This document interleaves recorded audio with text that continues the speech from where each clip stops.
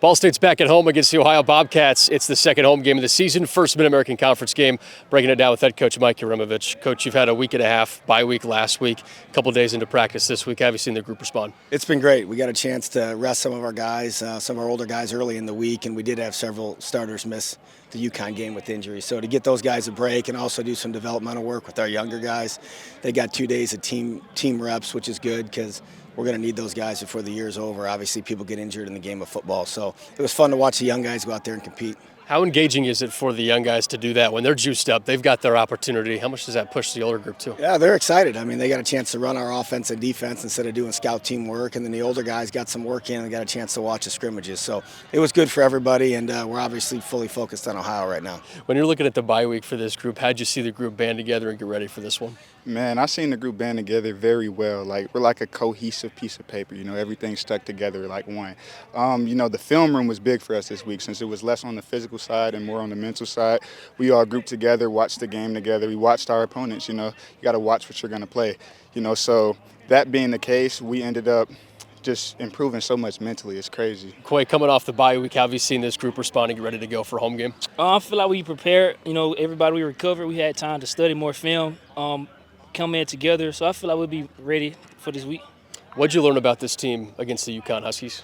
I see that we don't quit. We was down in the game, we fought back, but we didn't get the victory. But we see that we fought back, so I see that we can, in tough games and tough situations, we can all come together and try to get a win.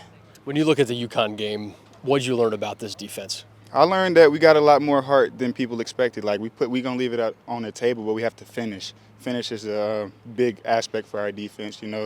We let a couple up on fourth down. We didn't do it. We didn't stop them as much as we wanted to. But at the end of the day, we had heart. We still went out there. We still put something on film. When you look at the Ohio Bobcats, they have receiving, passing, rushing from three different guys that have kind of formed their core three. How would you assess their offense? They're the best team in the MAC for a reason. I mean, they won the conference last year. The quarterback's probably the player of the year in the conference. If I had to vote, that's who I'd vote for. Just how important he is for what they do, checking plays, getting them in the right plays, the plays he makes with his feet. The running back could be the best in the league. He's got over 200 yards after contact.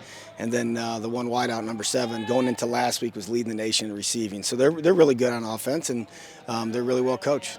You mentioned yards after contact with their running back group. How vital is it to hit him once, hit him twice, get him down before he can break one? We got to get Hess to the ball on him and the quarterback both, and the receiver, honestly. All of them can make plays in space, but the tailback does a really nice job of making the first guy miss or falling forward, so we got to get people to him. You guys have a dynamic running back. You have a dynamic quarterback that can run the ball, so you've been able to practice situations like against an Ohio team. How much is that going to help this week? It's going to help. I mean, obviously we're repping the plays with our scouts and all that stuff, but he has a knack to do some things inside and outside of the pocket that most guys in college football don't have. So it's about practicing it, but it's about being disciplined with your rush lanes and making sure you know where he's at.